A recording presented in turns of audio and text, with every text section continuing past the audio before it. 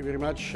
Good morning, Honourable His Excellency President Cyril Ramaphosa, Premier Present, all ministers, deputy ministers, fellow MECs, members of the automotive industry, esteemed guests at large. It is indeed my distinct pleasure and honour to welcome you all to the Western Cape. Your presence here signifies this special event and a unique opportunity to have meaningful discussions that shape the future of our sector and this industry within our country. This year, we celebrate the South African Auto Week. Similarly, you are also celebrating your centennial milestone for the automotive industry in our country. But this celebration is not merely a reflection of the past, but a testament to the pivotal role the industry has played in the economic fabric of South Africa and its future in our economy as well. I therefore, on behalf of our Premier and Provincial Cabinet, extend my heartfelt congratulations to all the leaders present here today for achieving this remarkable milestone. The automotive industry's contribution to our nation is profoundly significant, as illustrated by Mr. Tom, who spoke before me. Last year alone, the sector accounted for 5.3% of our GDP, provided employment to nearly 500,000 people, and reached a global market with exports amounting to 270 billion rand across 148 countries. Indeed, some phenomenal figures for a specific sector. But these figures are not just numbers. They speak of growth, innovation, and resilience. And after this year's national elections, also speaks of hope that this sector can bring to our country moving forward. But looking ahead, we stand at the threshold of reimagining the future. This future is shaped by the convergence of global developments such as sustainability and mobility innovations, which includes mobility as a service and autonomous vehicles propelled by advancements in artificial intelligence. Moreover, the transformation towards new energy sources that extends beyond electric to hybrid vehicles and alternative eco-friendly fuels presents unprecedented opportunities for our country. In the Western Cape, mobility is a cornerstone of our economic development strategy. And through our Growth for Jobs initiative, we aim to achieve an ambitious 4 to 5% growth annually, propelling our provincial economy to reach 1 trillion rand by 2035. As the third largest contributor to emissions, the mobility sector has a significant role to play as well in reducing global emissions. It is our shared responsibility to foster sustainability and ensure a healthy environment for all of our citizens. The Western Cape Government, therefore, is committed to achieving a net zero target by 2050, and key initiatives like the formal approval of our own electrical vehicle strategy in 2012, which is now being updated to include all new energy vehicles, are a testament of our dedication to this goal as a provincial government. Furthermore, public transport stands as a beacon of opportunity for the greening mobility.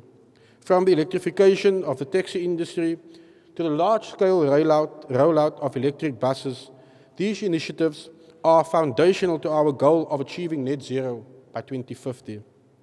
In conclusion, the Western Cape Government eagerly anticipates collaborating with you to reimagine, but also to reshape the future of mobility, not only in our province, but in our country. And having the SA Auto Week here in Cape Town is for us not just an event.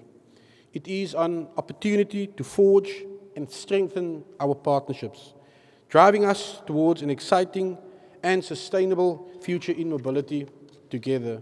I therefore, again, on behalf of our provincial government, wish you a productive and inspiring week ahead. I thank you.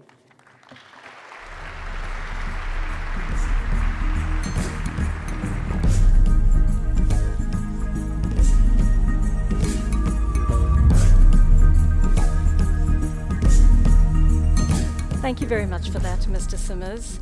We now introduce to you Honourable Park Stow, Minister of Trade, Industry and Competition. He will offer the ministerial welcoming address and introduce the President. Minister Dow.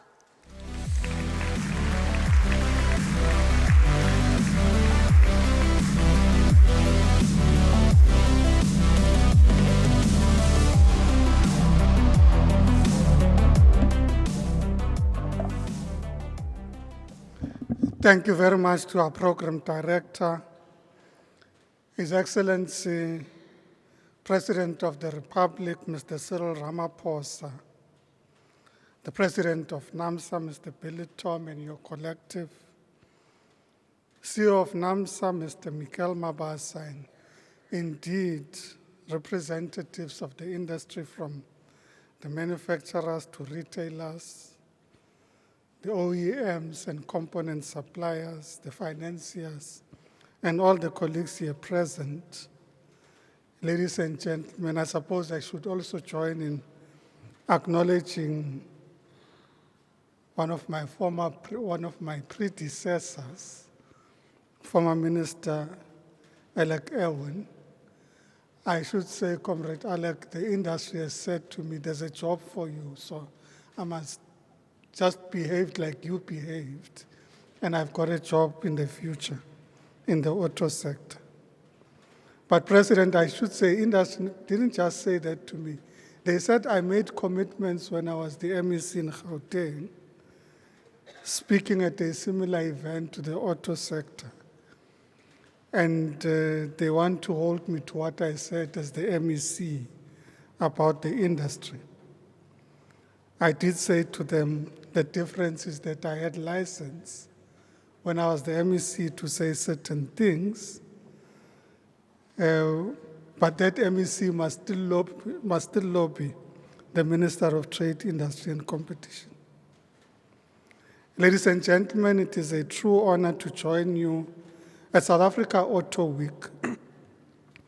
This gathering represents more than just an industry event.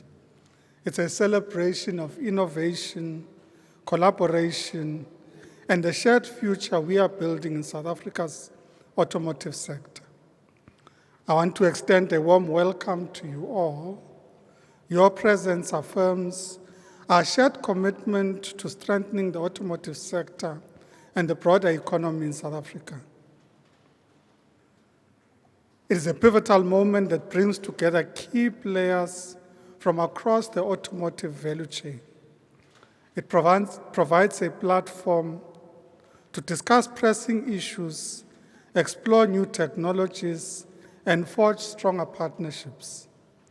The automotive industry is an integral part of South Africa's economic fabric, contributing significantly to our GDP, job creation, and global trade. In 2023 alone, the automotive sector contributed 5.3% to South Africa's GDP and was responsible for a substantial portion of our exports. We are proud to say that South Africa remains the largest manufacturer of vehicles on the African continent, but we know there is still much more potential to unlock. Honorable President, as we gather here, it is impossible to ignore the monumental shifts happening in the global automotive industry. We are witnessing the rise of electric vehicles, autonomous driving technologies, and the push for cleaner, greener manufacturing processes. These changes present both challenges and immense opportunities for our local industry. South Africa, with its strong manufacturing base, access to natural resources, and growing expertise in advanced automotive technologies, is well poised to take advantage of these trends. However, this will require collaboration across multiple sectors, from government to industry players, and from labor unions to educational institutions. We must also ensure that we utilize this abundance of human and natural resources to reindustrialize South African economy. The value chains mentioned above have the potential to accelerate our GDP growth and enhance our industrial efforts. Ladies and gentlemen, our government remains fully committed to supporting the growth and transformation of the automotive sector. Through the Automotive Production and Development Program, the APDP, we have provided critical incentives and policy frameworks to help drive investment, innovation, and job creation in the sector. This has enabled South Africa to remain competitive on the global stage. Since inception in 2011, the Automotive Investment Scheme disbursed 20.7 billion rand to component manufacturers and original equipment manufacturers. AIS funding to over 150 projects has resulted in investment of over 76 billion rand from the period 2016-17 to September 2024, generating a simple investment multiplier of 5. This means that for every 1 rand incentive spending, 5 rand of investment was spent by the projects. Over this period, the average grant disbursed was 20% of the total investment generated by the project. Ladies and gentlemen, out of 15.2 billion rand disbursed from AIS, 50% was payments for projects outside the 5 main metros, showing the substantial reach of the AIS to generate spatial transformation.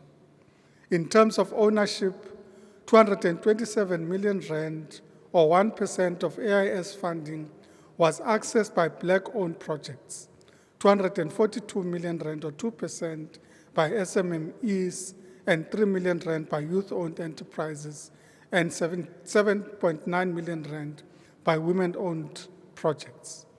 This shows that a more deliberate approach to transformation is required in the sector. We are, however, aware that we can do more. The recent announcements of the extended APDP Phase 2 until 2035 is a clear signal of our government's long-term commitment to the sector. We aim to further enhance the local value chain, increase the levels of local content, and promote the development of small and medium-sized enterprises within the automotive ecosystem. This is a crucial part of building a more inclusive economy and fostering the growth of Black-owned businesses in this industry. The industry has seen some real highs and lows in South Africa, but it is only through consistent dialogue and events like this that we can ensure the continued growth and transformation of South Africa's auto sector. The road ahead may present challenges, but it is also full of opportunities, and together we can drive this industry and our country towards a more prosperous, inclusive, and sustainable future. Ladies and gentlemen, let me take this opportunity to then introduce the President. It is my distinct honor to introduce a leader who has dedicated his life to the service of our nation and its people, a champion of social justice, the center of our economic transformation and inclusive growth projects. President Ramaphosa has guided South Africa through complex challenges with resilience, vision, and an unwavering commitment to unity. This is most recently shown in his leadership in the formation of our government of national unity. As a statesman, a businessman, an activist, his contributions to our democracy are immeasurable. And under his leadership, we continue to strive for a more prosperous, equitable, and united South Africa. Ladies and gentlemen, please join me in welcoming His Excellency, President Cyril Ramaphosa.